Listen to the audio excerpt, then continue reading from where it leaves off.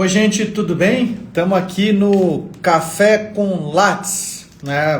Uma alusão ao café com leite, mas falando de temas relativos ao currículo Lattes e de modo mais específico para quem quer entrar no mestrado e no doutorado. Então, a primeira coisa que eu queria perguntar é se algum de vocês já foi reprovado no mestrado ou no doutorado. E mais do que isso, como é que você se sentiu?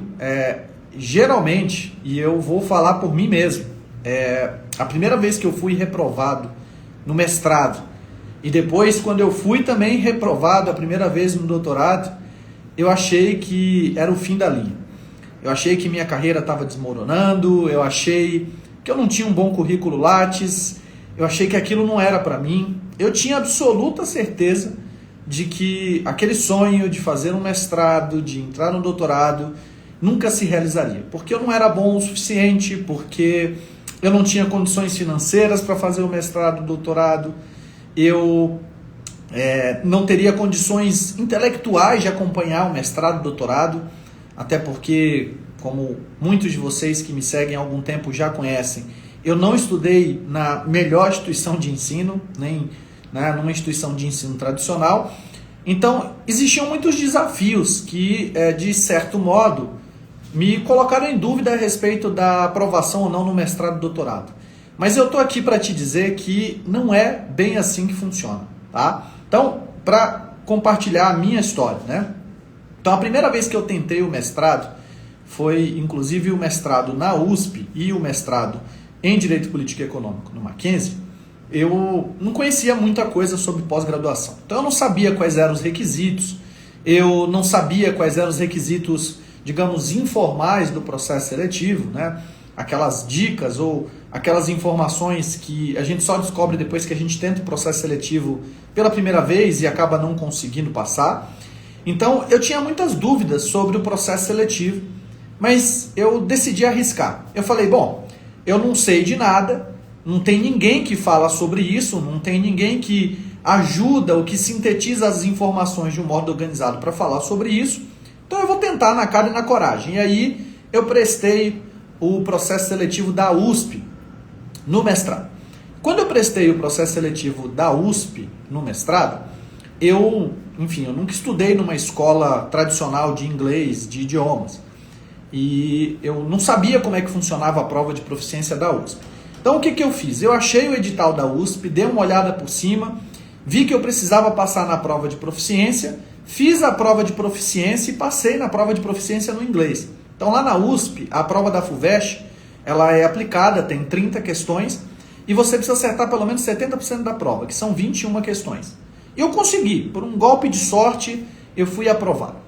Mas aí eu fui para a segunda etapa da prova da USP, que era uma prova uma prova dissertativa sobre alguns dos pontos que estavam previstos no edital.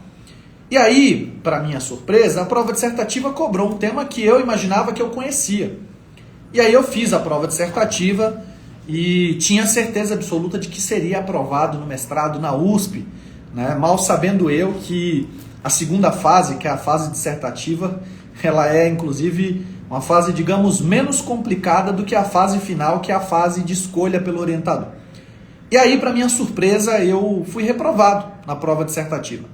Eu não consegui alcançar naquela avaliação, sabe-se lá por quais razões, a nota mínima de 7.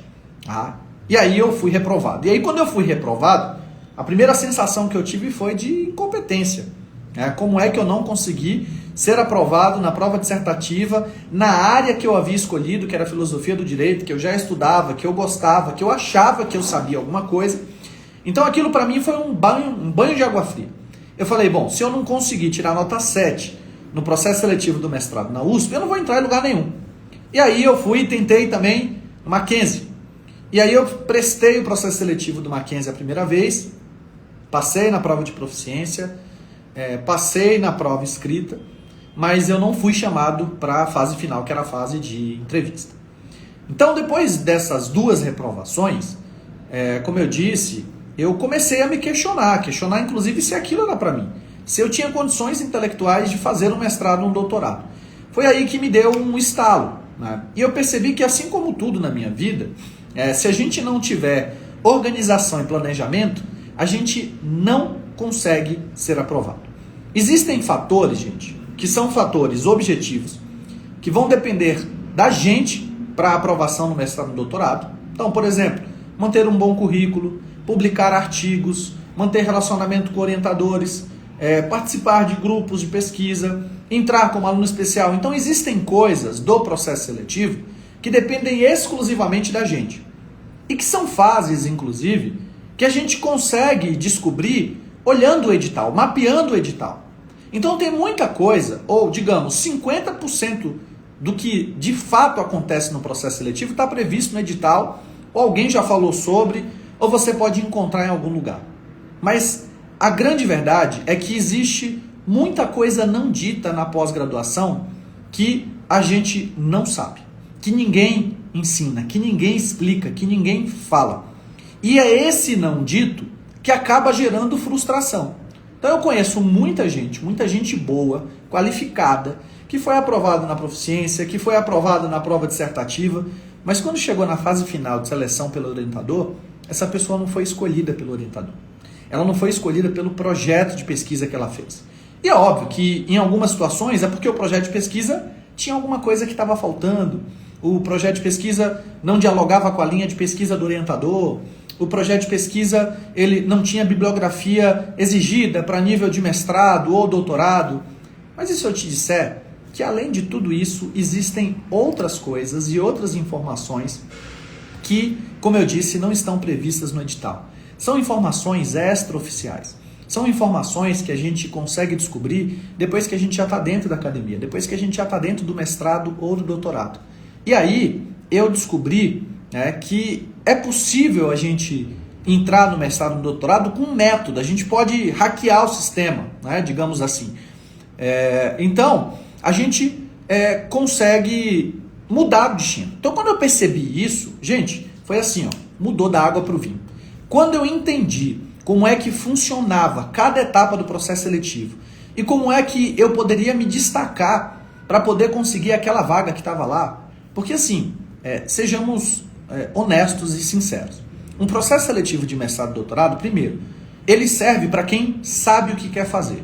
Tá? Então assim, se você caiu de paraquedas, se você pulou de um avião, dificilmente você vai conseguir entrar no mestrado e no doutorado, porque você precisa ter pelo menos um mínimo de preparação.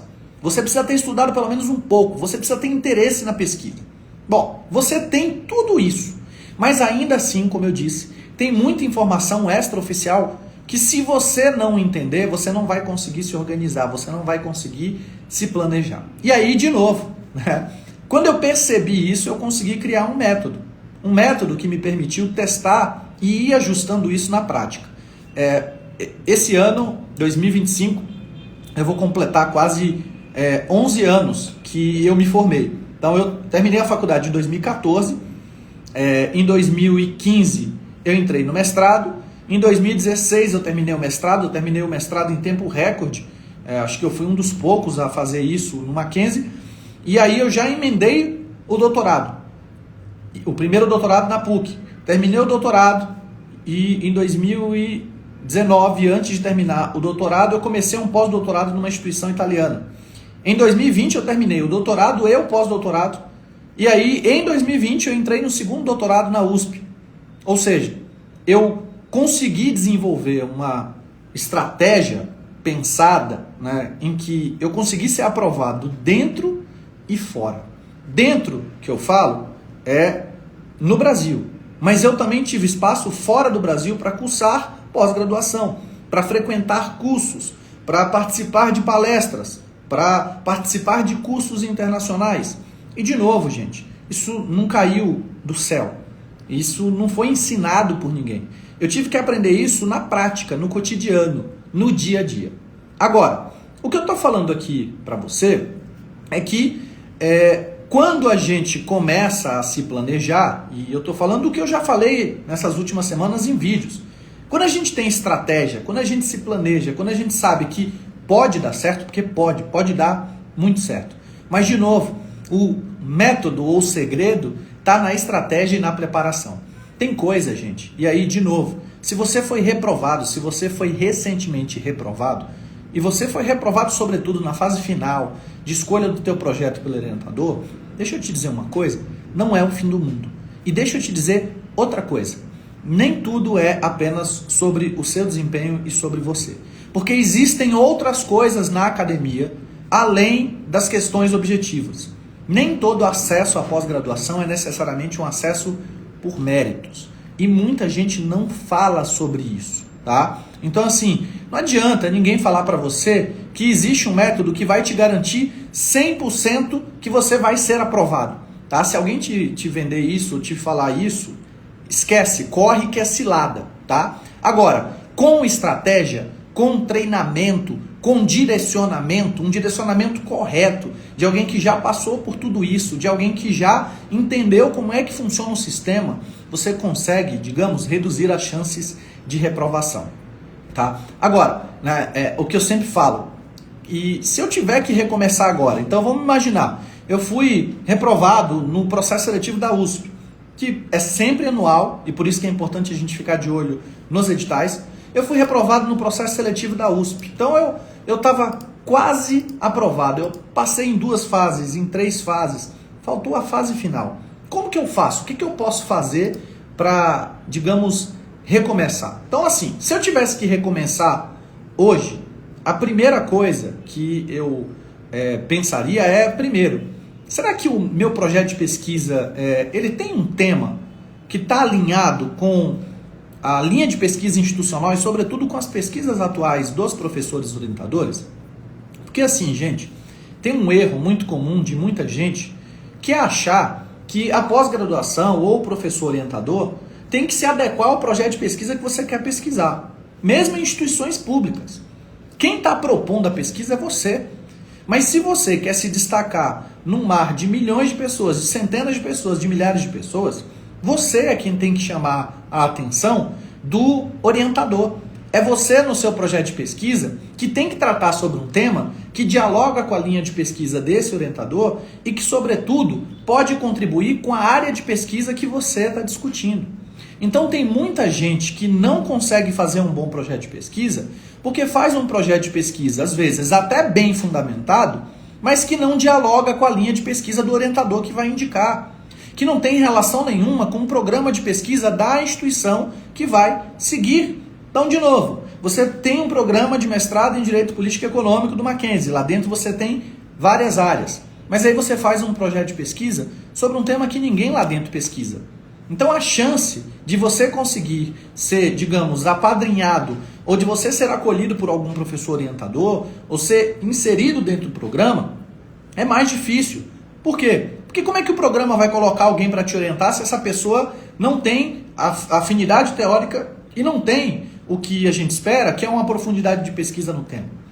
Então, esse é um erro comum. Outra coisa, projeto genérico, tá? Projeto mal estruturado. Infelizmente, no Brasil, a gente não é treinado para pesquisa. A gente não é treinado para saber a BNT. Eu só aprendi a BNT porque durante a graduação, para fazer o TCC, eu fui estudar a BNT e hoje eu tenho muito orgulho de ser uma das pessoas na minha área que conhece bastante de ABNT. Inclusive, em todas as bancas que eu participo, eu já participei de quase 90 bancas, gente, incluindo graduação, mestrado e doutorado. E em todas as bancas que eu vou, os outros professores, os colegas, eles sempre elogiam, e inclusive eles falam que quando eles estão na banca comigo, eles não vão nem fazer análise deles de ABNT. Por quê? Porque eles já sabem que eu já faço essa análise aprofundada dos trabalhos. Então tem muita gente que faz um projeto de pesquisa mal estruturado porque não sabe ABNT, porque não sabe colocar as coisas no lugar. E aí, gente, de novo, tem muita gente vendendo projeto de pesquisa, pronto, genérico, na internet, mas não te ensina ou não te mostra como é que você pode alinhar esse projeto à linha institucional e à faculdade que você vai tentar. O mesmo projeto de pesquisa, ele não vai servir, em regra, para instituições e para professores orientadores distintos, porque existe sempre um ajuste que precisa ser feito para você, digamos, encaixar. Você precisa se encaixar. E se encaixar no sentido de que você consiga se destacar Tá? E uma outra coisa que eu sempre também vejo com muita frequência, que é um erro muito comum, é quem não consegue se organizar, por exemplo, para entrevista. Existe a etapa de entrevista com o orientador e que muita gente não sabe por onde começar. Então a pessoa vai ser entrevistada para o mestrado ou para o doutorado e não sabe como chamar a atenção, por exemplo, da banca. De novo, gente, imagina assim, você vai participar de um processo seletivo de mestrado e de doutorado, na USP, na PUC, no Mackenzie. E eu falo das três com muita propriedade, porque, de novo, além de ter feito mestrado e doutorado nas três, que são em São Paulo, né, as grandes referências, eu participo de bancas nas três. Eu sou avaliador de programas de mestrado e doutorado nas três. Eu participo de projetos de pesquisa nas três. Então eu sei o que eu estou falando. E muita gente chega na entrevista e não sabe o que falar na entrevista para se destacar. E, gente, entrevista não é o momento de você se autoelogiar. Entrevista é o momento de você mostrar para quem está ali te avaliando que você é um ativo valioso para o programa de pós-graduação. Tem muita gente que não entende isso. O programa quer saber basicamente o seguinte: o que eu ganho em colocar você para o programa? Por quê? Porque o programa é avaliado pela CAPES. Porque o programa de pós-graduação, ele depende da produção acadêmica dos alunos. Então ele não vai colocar para dentro alguém que não tem interesse na pesquisa. Ele não vai colocar alguém que só quer o título para ter o título, para dizer que é mestre, para dizer que é doutor. Isso pode acontecer, gente, mas é 1 em 1 milhão. Agora, se você se identificou com tudo isso, tá? Como eu disse, existe uma forma certa de fazer. Tem uma estrutura simples, prática e que é facilmente validada. Eu tô há 1 semana, um pouco mais, postando uma sequência de vídeos aqui no feed, tentando mostrar para vocês, para você que tem interesse em fazer o mestrado e doutorado, para você que já tentou e foi reprovado, para você que não sabe mais o que fazer. Por quê? Porque você acha que você já fez tudo o que você podia fazer, porque você entende que você já fez o melhor projeto, que já fez a melhor entrevista, mas, de novo, gente, tem muita gente boa que não está no mestrado e no doutorado por falta de estratégia, porque não conhece as minúcias do processo seletivo. Então, são coisas que podem ser ajustadas, que podem ser direcionadas. E, de novo, não existe milagre, não tem fórmula certa. Certa no sentido de que vai te garantir 100% a aprovação. Mas existe um caminho, existe um percurso, existem formas de você driblar essas etapas ou estes problemas que, por exemplo, te afastam da pós-graduação. E aí, só para poder encerrar, porque isso aqui é um bate-papo muito rápido, por isso que é café com lattes, né? Inclusive faltou o meu café aqui, eu vou pedir daqui a pouco para que eu consiga cumprir esse requisito. Vou tomar um café daqui a pouco, porque eu ainda tenho aula hoje à noite.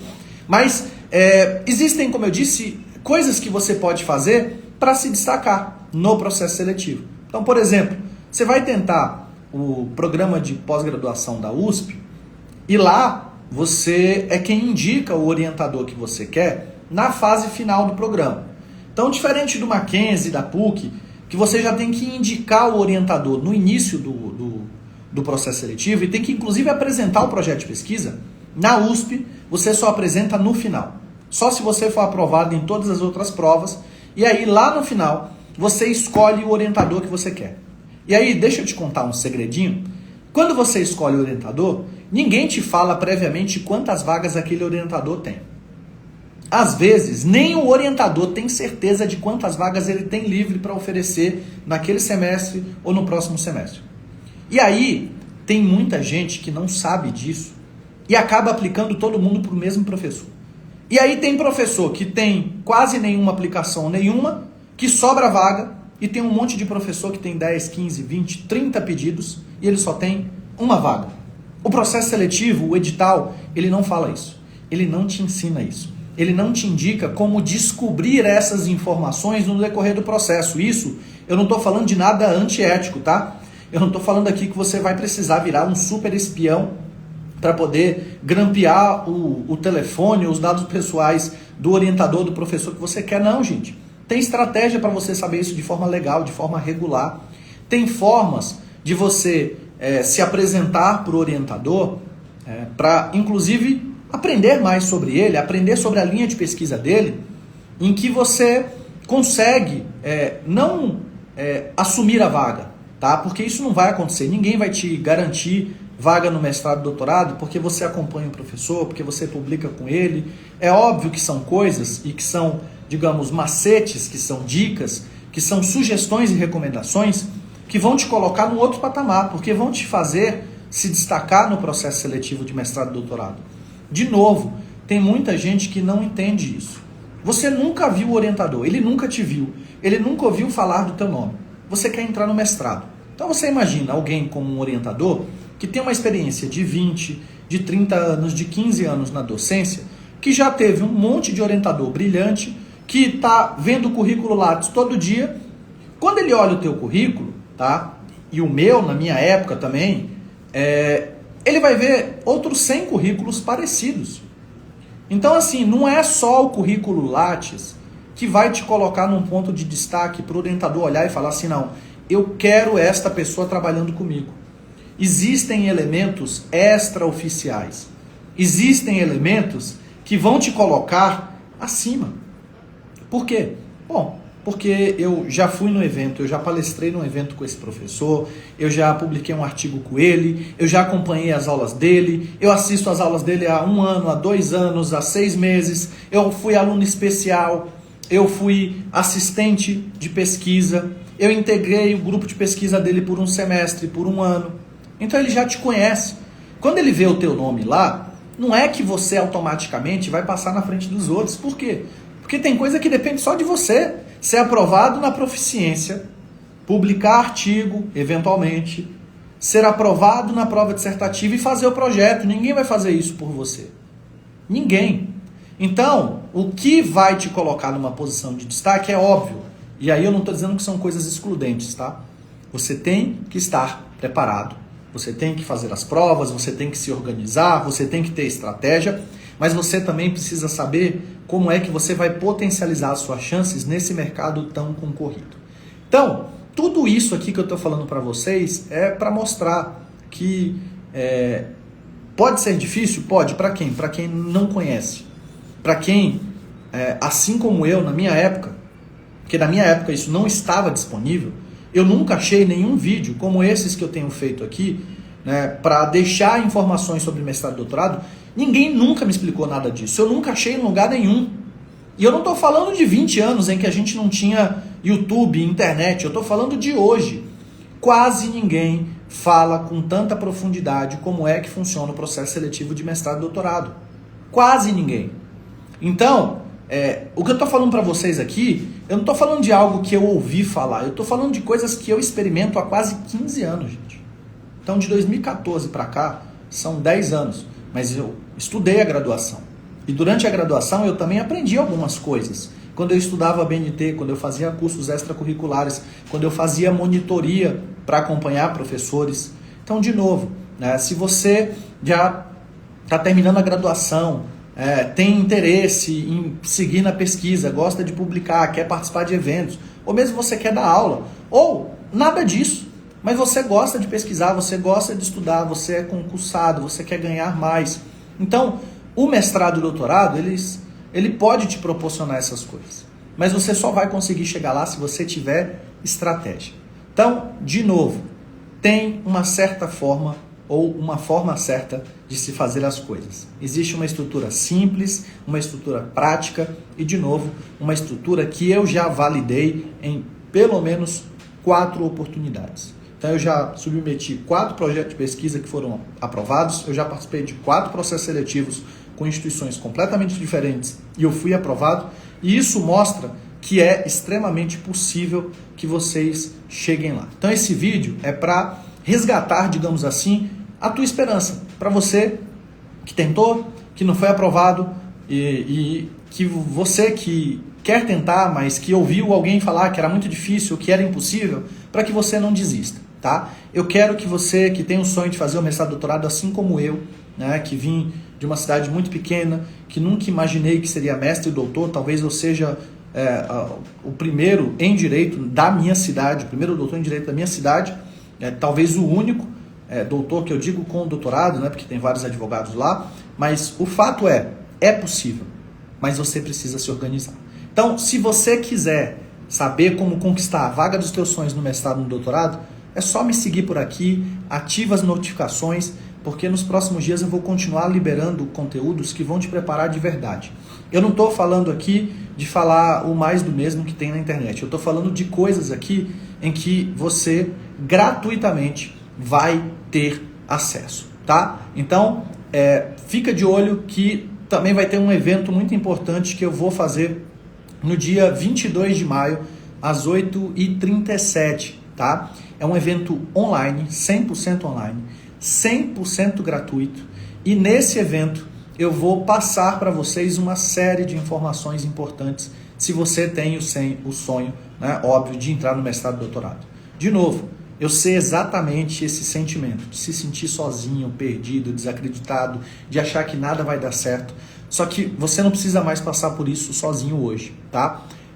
Porque agora você tem um caminho. Se você quiser, eu posso te ajudar a trilhar esse caminho em direção à aprovação. Eu quero que vocês, principalmente quem é de São Paulo, porque aí a gente consegue fazer isso aqui fisicamente, senão a gente faz o Café com Lattes virtualmente.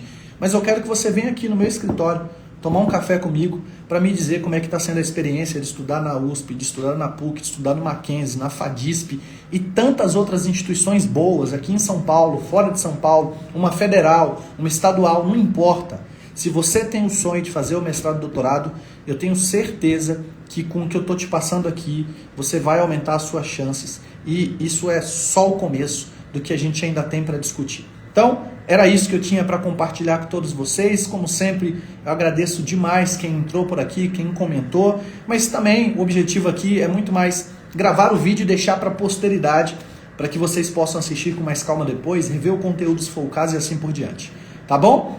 Brigadão, fiquem com Deus e tomem aí um café com lattes em meu nome também. Tá bom? Tchau, tchau e até mais.